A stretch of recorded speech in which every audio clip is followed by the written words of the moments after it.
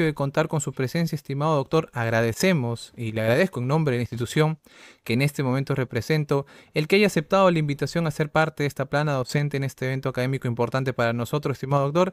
Bienvenido a SERPRO. Adelante. Bien, muy buenas noches.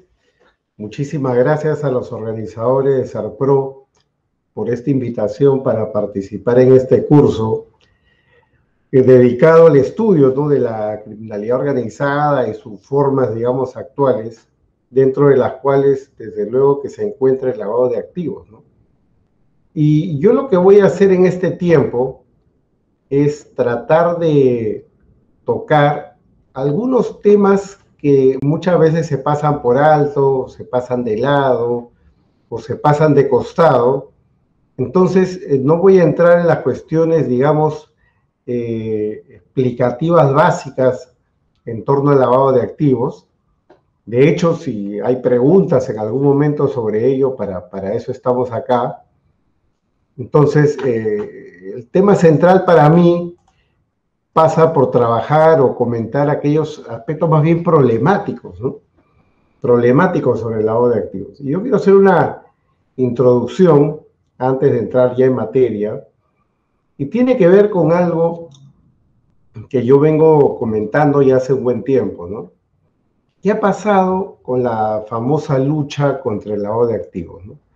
Se habla de la lucha contra el lavado de activos, se habla de que estos delitos son delitos autónomos, son delitos que tienen que perseguirse, digamos, de forma independiente, pero la pregunta es si en verdad la persecución ha sido exitosa, ¿no?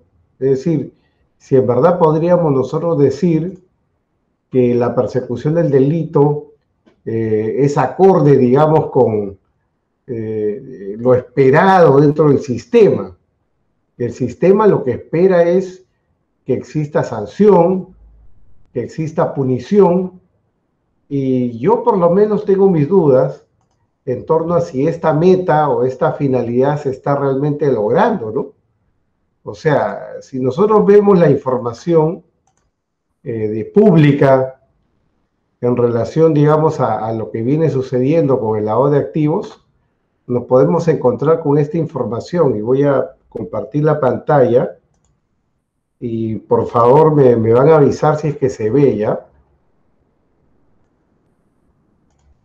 ¿Se ve lo que estoy compartiendo? Es Ahora una le página de un confirmo, doctor. periódico, Vamos a ver. ¿no? Una página de un Sí, periódico. sí, ahora lo comparto con los alumnos también, para que lo vean ellos. Perfecto, gracias. ¿Ya la están viendo todavía? Me avisa, por favor, para comentar. Yo le aviso, doctor.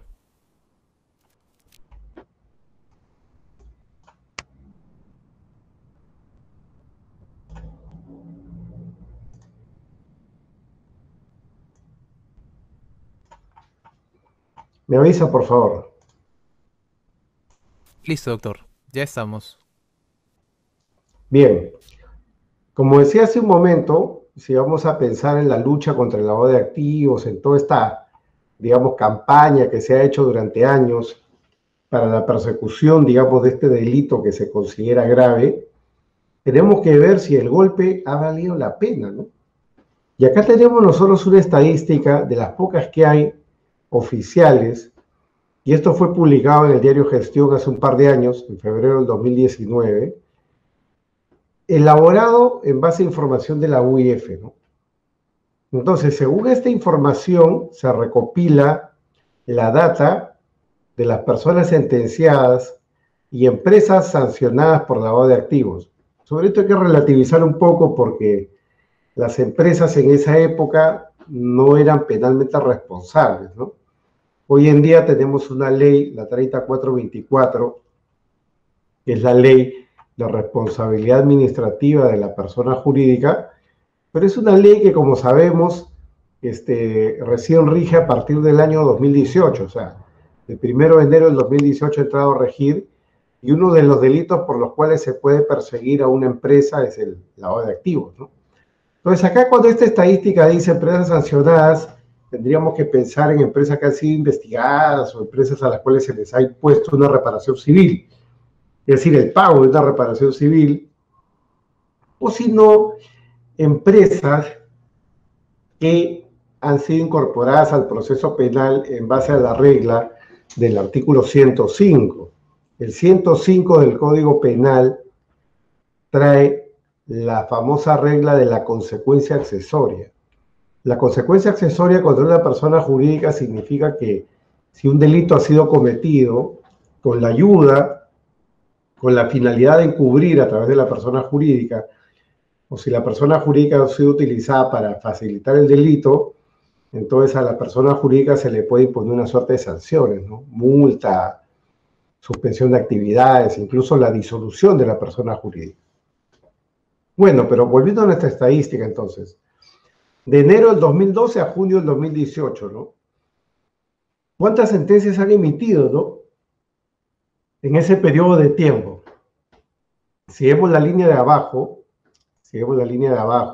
lo que yo en este momento estoy sombreando y poniendo en amarillo, nos vamos a dar cuenta que en ese periodo se han emitido 109 sentencias. Se han condenado a 135 personas, se ha sancionado a 5 empresas y se han absuelto a 141 personas. Eso significa que el Estado, en 6 años y medio, ha podido, digamos, condenar a 135 personas, ¿no? Eso es un promedio de 20 personas por año. O sea, una cifra absolutamente exigua, una cifra absolutamente modesta, es decir, una cifra, no sé, podríamos decir inane, insignificante, frente a lo que todo el mundo dice que es el lavado de activos, ¿no? Si el lavado de activos lava millones, miles de millones en la economía, insertados, provenientes del lavado de activos, la pregunta es, ¿y dónde están los procesados? ¿Dónde están los condenados, ¿no? ¿Qué es lo que sucede acá, no? ¿Qué es lo que sucede? Lo que sucede es que hay muchos procesos y pocas condenas, ¿no? Hay muchos procesos y pocas condenas. Es decir, acá en el Perú es fácil que te inicien un proceso por lavado de activos, es muy fácil, pero el problema es que es muy difícil que te condenen. Acá en el Perú, iniciar un caso por lavado de activos, yo no sé si en el grupo que están escuchando esta conferencia hay personas que trabajan en la Fiscalía o en el Poder Judicial, pero me podrán comentar, ¿no? En el Perú es fácil que te procesen por lavado de activos. Te hacen una denuncia por lavado y se abre la investigación. No es tan difícil lograr que una investigación se abra. Yo me acuerdo que en los años 90, ante los casos Fujimori y Montesinos, el terror de los empresarios eran las denuncias por estafa, ¿no? Entonces tú le debías plata a alguien, ese alguien te denunciaba por estafa. Bueno, tú te defendías diciendo, no, pero es un contrato criminalizado, esto es civil, esto no es penal. Hasta ahora sigue pasando, pero ya no es un delito que asuste a mucha gente, ¿no? Todo el mundo se ha empezado a dar cuenta de hace años que por estafa nadie se da preso, salvo excepciones, claro. Entonces luego en los años 2000, en los casos Fujimori y Montesinos, el terror del empresario era la denuncia por asociación para delinquir, ¿no? Te manchaba, te dañaban tu reputación, hasta que llegó el lavado de activos. El lavado de activos, como ustedes saben, existe desde los 90, desde el año 92 en concreto, pero el lavado de activos surgió como una figura ligada al narcotráfico. Es decir, los viejos artículos 296A y 296B del Código Penal sancionaban única y exclusivamente el lavado de activos proveniente del tráfico ilícito de drogas. Recién en el año 2002, con la ley número 27765, es que se amplían los delitos previos, ¿no? Entonces, la lógica de delitos previos se amplía y no solamente es narcotráfico, corrupción, estafa, fraude tributario, delito aduanero, etcétera, etcétera. Cualquier delito que genere una renta ilícita, ¿no? Cualquier delito que genere una renta ilícita. Bueno, entonces, el lavado de activos está ahí al medio, ¿no? Está ahí al medio. Y yo quería empezar con esto porque en verdad hablamos y discutimos mucho sobre el lavado, pero no pensamos muchas veces en las cuestiones prácticas, ¿no? ¿Cuánto se ha logrado? ¿Cuánto se ha avanzado? ¿Cuánto se ha hecho en este camino, ¿no? No sé si sobre este tema alguien quiera comentar algo. Yo estoy viendo acá en el chat que alguien ha preguntado. Que acá hay un par de preguntas que puedo responder rápidamente. Alguien pregunta, ¿cuál es mi opinión sobre el megacaso Orellana, ¿no? Actualmente en etapa intermedia, ¿no? Con más de 80 acusados. Evidentemente es un caso de giro, no hay mucho que decir sobre el tema de fondo, pero sí hay mucho que decir sobre la forma, ¿no? Estos son casos complejos. Los casos como el de Orellana son casos súper complejos. Los que de repente no están en la litigación o no están en la práctica todavía o no han visto casos de lavado, han de saber de que un expediente pequeño por lavado puede tener tranquilamente sus 5 o 10 tomos, un expediente pequeño. Y un expediente grande puede tener más de 1.000.000 de folios, ¿no? El caso, por ejemplo, de los señores Sánchez Paredes, que está en juicio oral, que es un caso que viene del año 2007, es un caso que tiene ya, yo diría que más de 1.400.000 folios, ¿no? Cada vez que hay que trasladar el expediente se traslada en un camión. Literalmente los que lo trasladan, que suelen ser policías, se van pasando los expedientes como si fueran ladrillos, ¿no? Así como en la construcción civil se van tirando los ladrillos en cadena, ¿no? Para poder acopiarlo en algún lado, ¿no? Son casos sumamente complejos no solo por el volumen de la información, sino también por los entretelones que pueda tener en materia contable, en materia financiera, en materia legal, ¿no? O sea, no es solamente cuestiones de derecho penal, hay que saber derecho contractual, derecho de los negocios, derecho societario. Son casos sumamente complejos, sumamente complejos. ¿Y en qué quiero aterrizar esto? En que en la fiscalía lo que tiene que hacer, como yo siempre digo, es meter goles, ¿no? O sea, la fiscalía no gana mucho abriendo procesos. La fiscalía gana, más que abriendo procesos, la fiscalía gana logrando condenas, ¿no? Por eso que, por ejemplo, en otros países, comparando, desde luego, cosas extremas, ¿no? Por ejemplo, si uno se va a los Estados Unidos, en los Estados Unidos, pese a la tecnología, pese a que los fiscales puedan estar mejor preparados, pasa algo similar acá, ¿no? O sea, un fiscal con un equipo puede ver un caso de money laundering, pero al frente, si hay una empresa importante, puede encontrarse con un batallón de abogados, ¿no? Pasa lo mismo que acá, con más recursos, con más medios técnicos de defensa, etcétera, ¿no? Y bueno, si de litigar se trata, hay que litigar, ¿no? Pero ¿qué hacen los fiscales? Los fiscales lo que hacen es, hacen una evaluación muy clara desde el inicio, ¿no? Caso que pueden ganar, lo siguen. Caso que no pueden ganar, por más que crean que el sujeto es culpable, lo dejan pasar o lo archivan porque no tienen la prueba o saben que le van a meter muchas horas y van a perder el proceso. Entonces, dicho de otra manera, los fiscales seleccionan bien los casos, ¿no? Caso que inician es caso que ellos creen que pueden ganar, ¿no? Acá el fiscal, en cambio, en Perú, por la cultura que tenemos, no tiene la práctica de rechazar procesos o rechazar casos, ¿no? En Estados Unidos, un caso que es inviable, el fiscal lo rechaza de inicio, ¿no? Acá si un fiscal rechaza un caso de inicio y dicta un archivamiento in limine, por la cultura que tenemos, muchos desconfiarían de ese fiscal, ¿no? Dirían, oye, ¿y por qué el fiscal archiva, ¿no? Sin investigar, ¿no? ¿Qué habrá pasado? Qué raro, qué extraño. Desconfiamos, ¿no? Pensamos que el fiscal se ha corrompido o pensamos que el fiscal tiene un interés, cuando en verdad el archivo in limine es algo tan sencillo, natural y legal que está previsto en el Código Procesal y en la Ley Orgánica del Ministerio Público. Además, es una muy buena práctica, claro, digamos, ejercida con honestidad, con legalidad, es una buena práctica.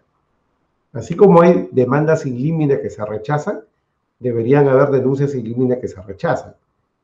Pero las pocas veces que yo he visto que un fiscal rechaza una denuncia in limine por ser inane, por no tener, digamos, suficientes elementos probatorios, lo que suele hacer el superior es revocar. El superior dice, no, no, que se investigue. Y todos nos llenamos de carga procesal, ¿no? Yo no tengo la vocación de funcionario público, pero si fuera fiscal, seguramente sería un muy mal fiscal para muchos, ¿no? Sería un mal fiscal porque seguramente archivaría los casos con velocidad. O sea, un caso que yo viera que no voy a poder ganar, o que no es delito, o que no hay pruebas, lo archivo. ¿Para qué voy a perder un minuto de mi tiempo, yo y el personal con el que trabajo, procesando un caso que sé que voy a perder? Alguien me dirá, pero bueno, ¿cómo vas a saber eso de inicio? Bueno, no lo sabré de inicio, pero si tengo 20 casos más, de los cuales sé que 10 puedo ganar, me voy a concentrar en esos 10, porque el tiempo es escaso. Los recursos son escasos. Entonces, yo soy de la idea de que acá en el Perú tiene que haber un cambio cultural, ¿no? Para perseguir estos grandes delitos como el de Orellana u otros, tiene que haber una transformación cultural del Ministerio Público. El Ministerio Público no debe de llevar muchos casos. El Ministerio Público debe de archivar los casos de plano, incentivar la cultura y la buena práctica de los rechazos sin límite e ir sobre los casos que la Fiscalía pueda ganar, de modo que seleccione, ¿no?, aquellos casos graves, aquellos casos donde hay que poner los recursos y donde hay que poner, digamos, toda la fuerza que tiene el Estado para poder litigarlos y ganarlos, ¿no? Compliance y ejercicio de la abogacía. Este es un tema que tiene su complejidad, pero a la vez sus matices muy prácticos, ¿no? Porque han habido cambios regulatorios que establecen, digamos, una serie de obligaciones a los abogados, bueno, a determinados abogados, ¿no?, que están en el gremio o la industria, y donde hace falta, a mi juicio, poner algunos puntos de reflexión, ¿no? Entonces vamos a lo primero, ¿no? Esta presentación incluye algunas notas que yo he escrito en diferentes publicaciones periódicas, y esta es una de ellas que escribí ya hace un tiempo en Semana Económica, relativa a la incorporación de los abogados como sujetos obligados para la prevención del lavado de activos. Esto es algo un poco raro porque, digamos, nosotros estamos acostumbrados a pensar que los sujetos obligados son los bancos, las entidades financieras o los notarios, pero también los abogados están en esta historia. Y bueno, ¿qué sucede? Que en el año 2016 se incorpora a través del decreto legislativo 1249 a los abogados, determinados abogados para ser exactos, ¿no? No todos los abogados, como sujetos obligados a prevenir el lavado de activos. Bueno, y el punto de partida son las recomendaciones del GAFI del año 2012. En el año 2012, hace 9 años, en la recomendación 22 se estableció que los estados debían de considerar a los abogados y a otros profesionales jurídicos independientes como sujetos obligados a reportar operaciones sospechosas. Es decir, ¿qué abogados, no? Según el GAFI, aquellos que están dedicados a la compraventa de bienes inmobiliarios, es decir, abogados inmobiliarios, ¿no?, temas de inmuebles, propiedad, ¿no? Abogados que ven temas de administración de dinero, valores u otros activos del cliente, los fideicomisos, por ejemplo. Otro tipo de abogados, administración de cuentas bancarias, ahorros o valores. Organización de contribuciones para la creación, operación y administración de empresas, es decir, los abogados corporativos. Creación, operación, administración de personas jurídicas u otras estructuras jurídicas y compraventa de entidades comerciales. Bueno, es el marco regulatorio que nos dio el GAFI, ¿no? Entonces, digamos que dentro de ese contexto es que el GAFI recomendaba ya en el 2012 que la reforma legislativa se procesara, ¿no? Bueno, ¿qué otras medidas previó el GAFI, no? En la recomendación 23 se puso que debía exigirse lo siguiente. Debe exigirse a los abogados, notarios, otros profesionales jurídicos independientes y contadores que reporten las operaciones sospechosas cuando en nombre de un cliente o por un cliente se involucra en una transacción financiera con relación a las actividades descritas en el párrafo D de la recomendación 22, es decir, las actividades antes mencionadas, estas que están acá, ¿no? Es decir, para este tipo de abogados deben de reportar operaciones sospechosas. Se exhorta firmemente a los países que extiendan el requisito de reporte al resto de las actividades profesionales de los contadores, incluyendo la auditoría. ¿Qué más dice? Debe exigirse a los proveedores de servicios societarios y de fideicomisos que reporten operaciones sospechosas por un cliente cuando, en nombre del cliente por el cliente, se involucra en una transacción con relación a las actividades a las que se hace referencia en el párrafo D de la recomendación 22. Ahora, notas interpretativas, ¿no? Las notas interpretativas son algo así como que comentarios de las recomendaciones, ¿no? Que en este caso aplican a la 22 y 23 que hemos acá señalado. Las notas interpretativas que se aplican a las instituciones financieras son relevantes también para las actividades y profesiones no financieras designadas, tipo abogado, cuando corresponde. Para cumplir con las recomendaciones 22 y 23, los países no necesitan emitir leyes o medios coercitivos que tengan que ver exclusivamente con los abogados, notarios, contadores y las demás actividades y profesiones jurídicas no financieras designadas. En la medida que estas actividades o profesiones sean incluidas en las leyes u otros medios coercitivos que cubren la actividad subyacente. Así ha pasado en Brasil, por ejemplo. En Brasil no hay una norma exclusiva para abogados.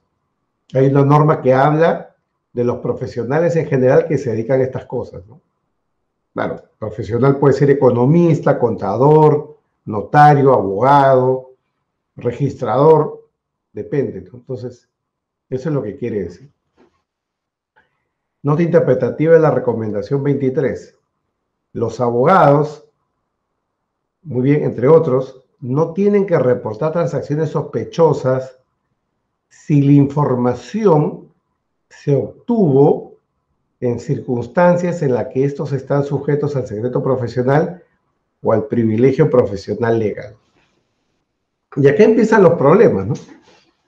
Porque, por un lado, la recomendación te dice que determinados abogados, no todos, estos de acá, o sea, el abogado procesalista, por ejemplo, no está en la lista, aquel que se dedica, digamos, a la defensa, digamos, de casos penales o de casos civiles, que va a los tribunales, no está en la lista, pero este grupo de abogados que deben de reportar operaciones sospechosas, lo deben hacer, pero a la vez no lo deben hacer, porque dice que no tienen que reportar eso si lo que saben o la información que tienen está sujeta al secreto profesional o al privilegio de profesión legal. Bueno, desde mi punto de vista, hay acá una verdad de perogrullo, ¿no? Porque por un lado te dicen que debes reportar operaciones sospechosas, y por operaciones sospechosas no son solamente las que se hacen, sino también las que se quieren hacer, ¿no? Miren, ¿eh? Cuando se disponen a realizar, es decir, no se han realizado, sino se pudieran realizar, o realizan, ¿no? Es decir, operaciones intentadas o realizadas. Pero me dicen luego que no tengo que reportar si eso choca con el secreto profesional o el privilegio profesional legal, secreto profesional. O sea, en buena cuenta, una excusa que yo puedo tener como abogado es decir, oye, eso está sujeto al secreto profesional y me salgo del problema. ¿Qué más dice la nota interpretativa? Dice, cada país debe determinar los asuntos que deberían estar supeditados al privilegio profesional o al secreto profesional. Esto normalmente cubriría la información que los abogados, notarios u otros profesionales jurídicos independientes reciben de uno de sus clientes o a través de uno de sus clientes, al momento de verificar el estatus legal de sus clientes, o B, en el desempeño de su tarea de defender o representar a ese cliente en o con respecto a procesos judiciales, administrativos, arbitraje o mediación. O sea, la verdad que puede entrar ahí todo, ¿no? Puede entrar ahí todo. En el A o en el B puede entrar todo. Los países pueden permitir a los abogados, notarios, bla, bla, bla, que envíen su reporte de transacciones sospechosas a sus organizaciones de autorregulación apropiadas, siempre que existan formas adecuadas de cooperación entre estas organizaciones y la UIF. O sea, en teoría, el Colegio de Abogados de Lima, por ejemplo, podría aglutinar, ¿no? Podría aglutinar los reportes de transacciones sospechosas. Y a la vez el Colegio de Abogados reportar a la UIF. Entonces, el CAL, en teoría, podría tener una sección dedicada a copiar estos reportes de operación sospechosa, filtrarlos y derivar los que corresponda a la UIF. 4. Cuando los abogados, notarios, etcétera, tratan de disuadir a un cliente para que no se involucre en una actividad, esto no significa revelación, typing off. Es decir, si el abogado, muy bien, disuade a un cliente para que no se involucre en una actividad ilegal, esto, dicho de otra manera, no está cubierto por el secreto profesional, eso es lo que te está queriendo decir. Lo cual también es un poco raro, porque estamos entonces en una zona súper oscura, ¿no? Glosario general de las recomendaciones, fíjate. ¿Qué son actividades y profesiones no financieras designadas? Design no financial businesses and profession means. Abogados, notarios, otros profesionales jurídicos independientes y contadores. Esto se refiere a los profesionales que trabajan solos en sociedad o empleados de firmas profesionales. No se propone referirse a los profesionales internos, que son empleados de otro tipo de empresas, ni a los profesionales que trabajan para agencias gubernamentales, o sea, para el gobierno, que pudieran estar sujetos ya a medidas de lavado, antilavado. O sea, en verdad, estudios de abogados o abogados independientes. Si soy abogado de una empresa, por ejemplo, no me aplica. Si soy abogado de una entidad estatal, tampoco me aplica. Derecho comparado. ¿Cómo se ha regulado esto? En España, por ejemplo, la Ley 10 del 2010 del 28 de abril de prevención del blanqueo de capitales y de la financiación del terrorismo incorporó a los abogados como sujeto obligado. En Alemania igual, ¿no? La Geldwäschegesetz, que es la ley de lavado de activos, ¿no? O de lavado de dinero, ¿no? Geldwäsche es lavado de dinero. Brasil, lo que mencionaba hace un rato. La ley 12683 del 9 de julio del 2012, que modificó la ley 9613 del 3 de marzo del 98 para tornar más eficiente la persecución penal de los crímenes de lavado de dinero. Perú, ya hablamos, decreto legislativo 1249. En Estados Unidos, la Bank Secrecy Act, el 70, la US Patriot Act, los abogados no están obligados a reportar, modelo americano, ¿no? O sea, en los Estados Unidos no hay una obligación de reporte. Problemas, chicos. 4 problemas para mí, ¿no? Primero, ¿dónde queda el derecho de defensa, ¿no? Segundo, ¿dónde queda el secreto profesional? 3, si el reporte de operación sospechosa o el reporte de transacción sospechosa, que es lo mismo, afecta el nemo tenetur, ¿no? Que es la prohibición de autoincriminación, ¿no? Y cuarto, el tema de las famosas conductas neutrales, que es algo de lo que se habla siempre a propósito de los abogados, ¿no? Bueno, podemos hablar con detalle de cada uno de ellos, ¿no? De cada uno de ellos, fíjense. El derecho de defensa. El derecho de defensa, como ustedes saben, es un derecho constitucional. Toda persona tiene derecho a elegir el abogado de su elección, a contar con el abogado de su elección. Claro, la pregunta es si el derecho de defensa lo abarca todo y lo cubre todo, ¿no? Y ahí hay una discusión no cerrada, no terminada en la doctrina. El derecho de defensa, como derecho constitucional, como un derecho básico, digamos, del imputado, En un proceso penal, evidentemente puede cubrir la situación, pero no necesariamente en todos los ámbitos, ¿no? Es decir, no es un derecho absoluto. Pueden haber excepciones. Lo mismo con el secreto profesional, ¿no? Por otro lado, ¿no? Si yo, ejemplo, ¿no? Recibo un cliente y creo que este cliente en verdad tiene plata sucia y me ha ofrecido constituir una empresa para captar fondos del público, invertir. Entonces, yo debo de hacer un reporte de operación sospechosa si creo que su capital es sucio. ¿No es eso a la vez autoincriminarme? Es contradictorio, ¿no? Entonces ahí en verdad, en este trípode, en esta sucesión de tres temas, tenemos una situación completamente pantanosa y nebulosa, no resuelta definitivamente por la jurisprudencia, ¿no? Ni por la práctica internacional. Acá ha pasado de todo. Hay abogados que los han condenado por lavado, sin importar el derecho de defensa ni secreto profesional, ¿no? O sea, se considera de que el abogado no tiene derecho a cobrar honorarios maculados, honorarios sucios, ¿no? De origen delictivo, ¿no? Sino más bien, en ese tipo de casos tiene que hacer un reporte de operación sospechosa. Entonces, acá en Perú no es un tema que esté claro, no hay muchos casos de persecución de abogados, pero es un tema que está sobre la palestra, ¿no? Y sobre este tema de acá, el tema 3, prácticamente no hay discusión, ¿no? Se ha aceptado un poco a pie juntillas que los abogados tendrían que hacer reporte de operación sospechosa, pero para mí no es algo que está muy lejos de estar claro, ¿no? A ver, los servicios del abogado de un presunto lavador de activos carecen de tipicidad. Es decir, el abogado que cobra dinero sucio, muy bien, o presuntamente sucio, ¿comete delito de lavado? Esa es la pregunta.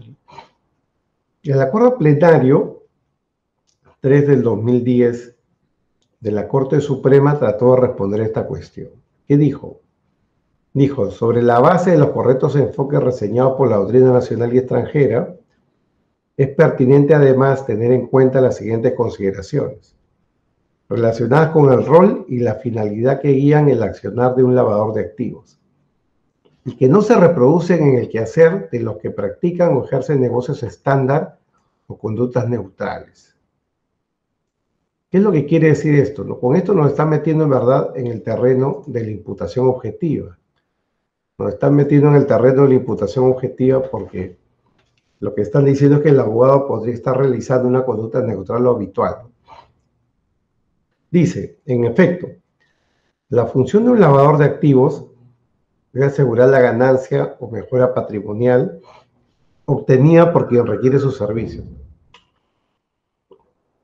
Su ánimo delictivo está indisolublemente enlazado con la búsqueda de una consolidación aparente o fáctica de ese patrimonio de origen o componentes ilegales.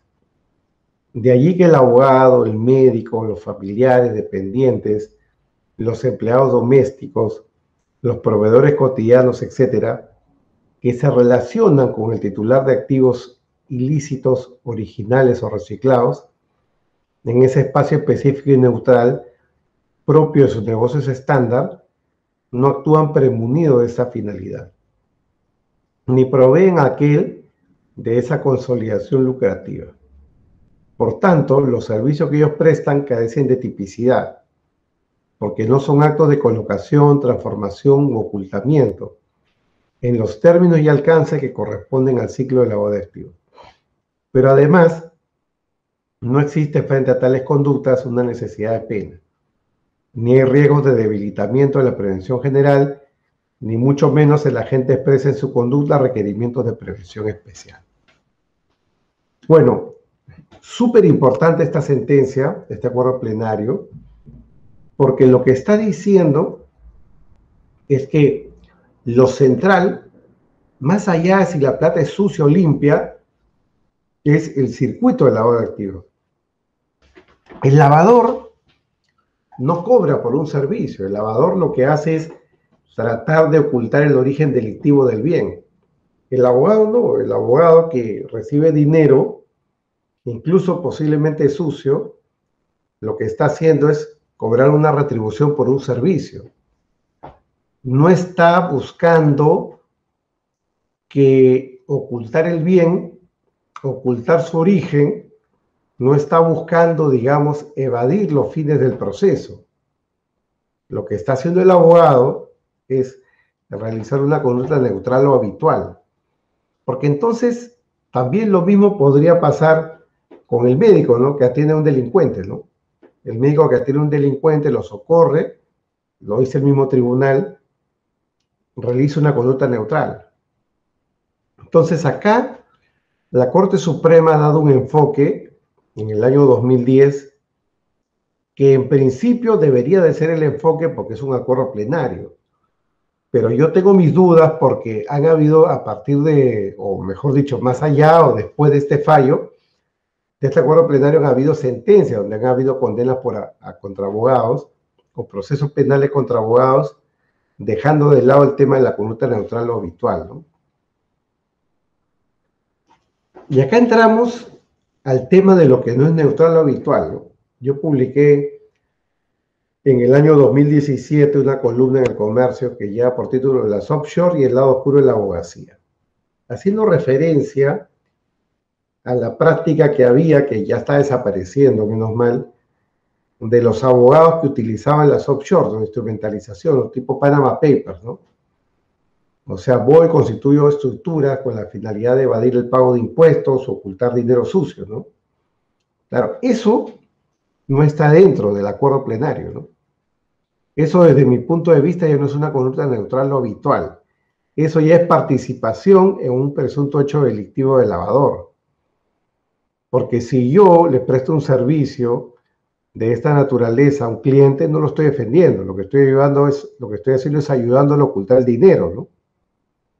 En cuyo caso, digamos, el factor central radica no, digamos, en lo que yo recibo, sino radica en mi colaboración al hecho delictivo de mi cliente.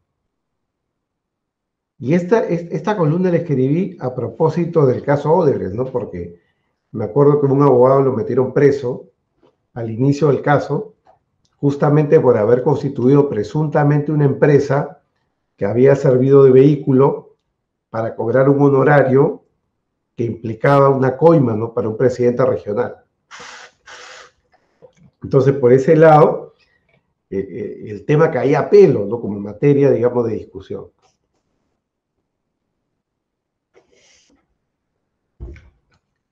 Ahora, ¿qué es esto de la conducta neutral, no? La llamada Regress-Verbot, ¿no? Del derecho alemán, es una causal de ausencia e imputación objetiva, ¿no? Que está fundada en el ámbito de competencia o dominio, ¿no? Nadie responde por la realización de actos neutrales o habituales, ¿no? Entonces, nadie tendría, digamos, que responder penalmente por un hecho que desde el punto de vista, digamos, del derecho, desde el punto de vista social, no se puede considerar como delictivo en sí mismo. Ahora, ¿no? Ejemplo, si tú vas a Wong o a una tienda, compras un insecticida, el cajero o la cajera no te pregunta para qué lo vas a usar, ¿no? No te dice, oye, ¿tú vas a matar a alguien? No. No te pide un test psicológico, psiquiátrico para venderte, no. Está realizando una conducta neutral o habitual. Entonces, te vende el cuchillo porque es un acto neutral. Si tú sales de la tienda y usas el cuchillo para matar a alguien o el insecticida para matar a alguien, es problema tuyo, no es problema del cajero, el vendedor o de la empresa, de Wong, en mi ejemplo. Es problema tuyo, es tu ámbito de competencia, ¿no? La conducta del vendedor ha sido una conducta neutral o habitual. Lo mismo el abogado. Si el cliente delinque sumando la práctica del abogado a su plan criminal, el abogado en principio no responde si su conducta es neutral o habitual. Pero deja de ser neutral o habitual en este tipo de casos, ¿no? Por ejemplo, Estás en la cadena de las offshore. Esto es un muy buen ejemplo para entender el tema. Los ejemplos domésticos de la literatura son: el abogado reporta al cliente la forma más común de blanquear dinero. Entonces, en la doctrina dicen, ejemplo también de colegios, ¿no? Dicen, el abogado le hace un escrito o le hace un informe al cliente sobre cuáles son las formas más comunes de lavar dinero. Y el cliente se va a su casa y piensa y dice, voy a elegir la forma 5. Claro, en ese caso, el abogado no responde penalmente porque el cliente es el que ha hecho lo que ha hecho, y el abogado lo único que ha hecho es transmitirle su ciencia o conocimiento, nada más. El abogado no le ha dicho, elige la 5, la 3 o la 10. Es más, el abogado ni sabía ni tenía por qué saber si esta persona quería lavar. Pero el ejemplo se queda bien corto en estos tiempos, con las formas modernas de la abogacía, ¿no? Ahora existe el abogado administrador, y el abogado no se limita a realizar labores puramente jurídicas, ¿no? Ahora los abogados realizan labores que son también de tipo administrativo, ¿no? Hay un abogado que puede ser director o gerente de una empresa, hay un abogado que trabaja en auditoría o en compliance, hay un abogado que más bien es comunicador, hay un abogado que puede ser representante de la empresa, o el abogado que es asesor legal solamente, o el abogado tipo consiglieri, ¿no? Consiglieri familiar, o un abogado gestor de intereses, tipo abogado lobista, ¿no? Entonces, se va complicando el tema, ¿no? O hay abogacía sin abogados, ¿no? Es decir, labores jurídicas que no son realizadas por abogados. Por ejemplo, los llamados Alternative Legal Service Providers, que son los proveedores de servicios legales alternativos. Ingenieros informáticos, programadores, ingenieros de datos. ¿Y cuáles son los productos? ¿No? Los smart contracts, por ejemplo, criptomonedas, blockchains. Entonces, establecerse conducta neutral demanda conocer la programación en esos casos, por ejemplo, ¿no? Como se suele llamar, code is law, ¿no? La codificación es el derecho, o sea, no la codificación legal, sino el código informático, ¿no? Entonces, eso requeriría incluso de auditorías algorítmicas, ¿no? Para poder conocer cómo funciona el sistema por dentro, ¿no? Bueno, en esa línea, los deberes de conocimiento del abogado como sujeto obligado reducen el espacio para la culpa, ¿no? Porque si el abogado tiene el deber de reportar operaciones sospechosas, tiene el deber de reconocer lo dudoso, entonces hay cada vez menos espacio para una conducta neutral, ¿no? Prácticamente hay poco espacio para la culpa o poco espacio para la llamada ignorancia deliberada, ¿no? Ross y Nemo Tenetos, lo que hemos hablado, ¿no? Hay un deber de reportar operaciones realizadas o intentadas, ¿no? Pero si hay una cláusula previa de confidencialidad abogado-cliente tipo el modelo americano, ¿eso neutraliza el ROS? Para mí sí, ¿no? Porque además la recomendación del GAFI dice que no se viole no se viole el secreto profesional, ¿no? Y si ya tengo una cláusula de confidencialidad, está cubierto el cliente. El deber de ser un ROS viola el Nemo Tenetur. Yo creo que en particular si la operación ya se ejecutó, sí, ¿no? Es una operación intentada, no. Pero si es una operación ejecutada en la que ha participado el abogado, eso es violatorio del Nemo Tenetur, ¿no? Gran problema, Nemo Tenetur y firma de abogado, o sea, personas jurídicas. El Nemo Tenetur es un derecho también para la persona jurídica, gran discusión, no zanjada en el Perú. Relación con el cliente y debida diligencia, ¿no? ¿Qué debe hacer el abogado? Hacer compliance, seleccionar al cliente.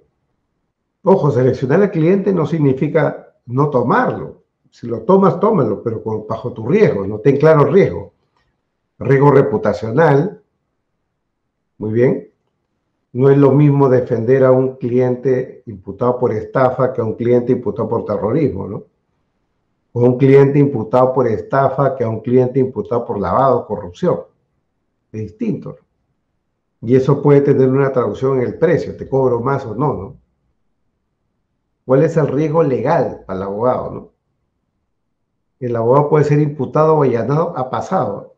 A propósito del caso Odebrecht, y Panama Papers, los abogados han sido citados a juicio, imputados, allanados en sus inmuebles. Piensa en el caso de los árbitros, no de Odebrecht.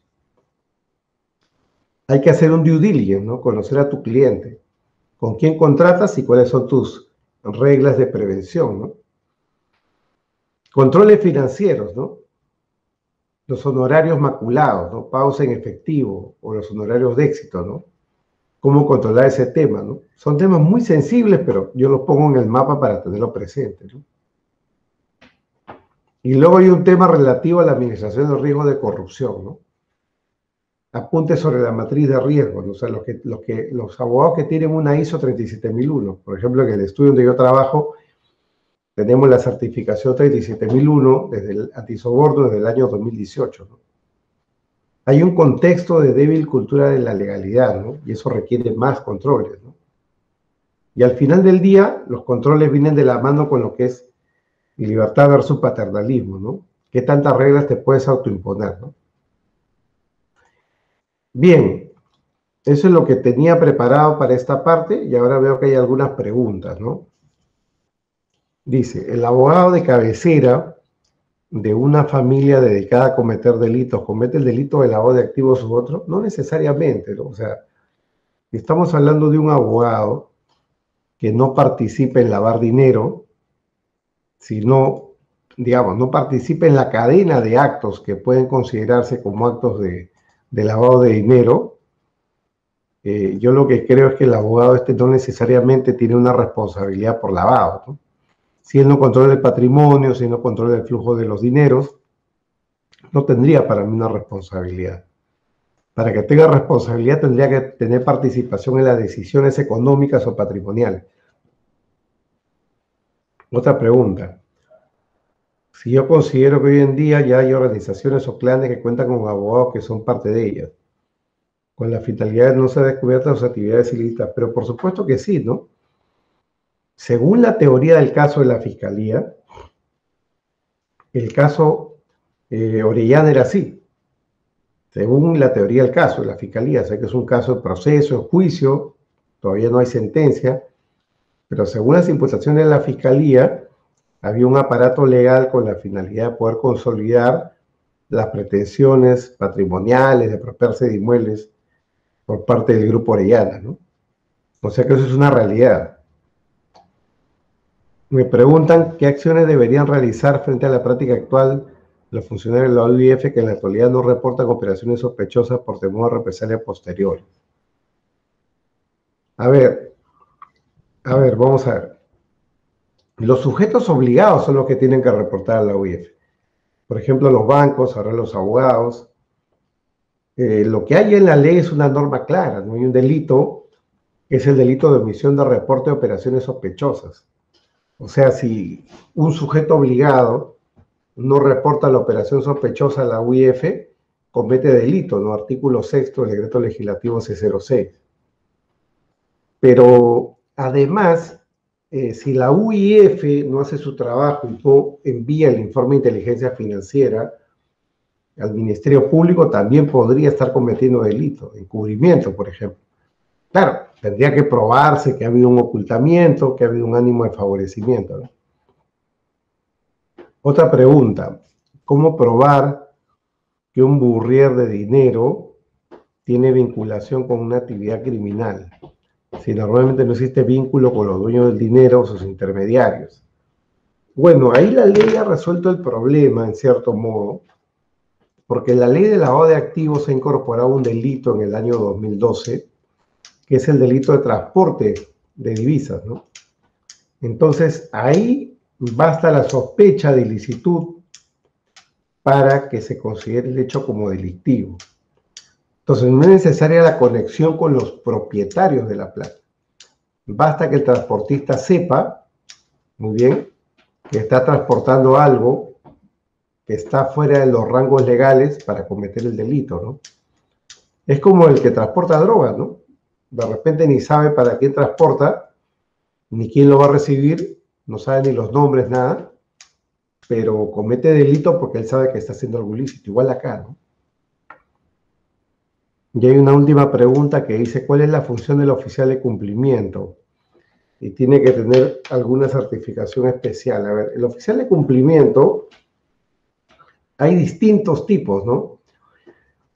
Uno es en el ámbito de prevención del lavado, donde hay sujetos obligados que tienen el deber de tener un oficial de cumplimiento y ahí eso está muy regulado en la ley, ¿no? La ley establece cuáles son los requisitos, tiene que tener experiencia de 2 años, capacitación permanente, pero luego están las empresas que tienen compliance voluntario. Ese es de la ley 3424. Para esos casos, no hay una regulación precisa tampoco. El reglamento de la ley y los lineamientos de la SMB establecen de que tiene que tener experiencia, tiene que tener práctica, ¿no? Pero no más que eso. Y una pregunta más que dice, en clasificación que se hace los abogados, el abogado defensor de un imputado por corrupción de funcionarios y lavado de activos, ¿qué deberes de cuidado debiera desplegar a fin de evitar ser vinculado como autor de lavado de activos? Bueno, pregunta complicada, porque la mayoría de estos abogados lo que hacen es cobrar plata en efectivo. Ya el solo hecho de cobrar plata en efectivo es un riesgo que uno está asumiendo, porque eso es un indicio de que te pueden estar, o sea, pueden reputar ese dinero como dinero sucio, el dinero puede ser incautado, te pueden vincular por un tema de lavado. En teoría, todos los pagos tendrían que ser bancarizados, pero si el cliente no tiene cómo pagar de forma lícita, no puede bancarizar el dinero, ¿no? Con lo cual está la cosa complicada. Muy bien. Entonces ahí la verdad que el manejo de los controles financieros es un tema clave. Pero al margen del tema del dinero, está la cuestión relativa ya a la propia práctica, ¿no? Si un abogado va a ser defensor, la defensa legal es la defensa legal. O sea, abogados que han sido comprometidos con sus clientes es porque han pasado la raya de la abogacía. Y, por ejemplo, le han ayudado al cliente a trasladar dinero a otro lado o a realizar encargos personales con la finalidad de poder consolidar transferencias de propiedad, por ejemplo, para que no los embarguen. Esos son problemas ya de lavado. Eso ya no es abogacía. Y la última pregunta, ¿a qué instituciones recurrir en el Perú para certificarse en compliance? Bueno, no hay una certificadora especial, ¿no? Lo que hay son muchas instituciones que te dan certificados privados, ¿no? Pero no hay una entidad oficial que te certifique en compliance, ¿no? Entonces hay cursos de todo tipo, buenos, malos, medianos. En verdad lo que uno tiene que hacer es acumular experiencia y teoría, ¿no? O sea, hay muchos cursos, muchos recomendables, otros no voy a hablar ahorita de los que no, pero hay muchos recomendables en compliance que te dan un certificado privado que tiene un valor, ¿no? Bueno, señores, les agradezco muchísimo por su tiempo. A Serpro, agradezco muchísimo por la invitación y nada, espero que estas horas, que el esfuerzo de todos pueda servir para abrir nuevas ideas en torno a esta problemática del lavado de activos.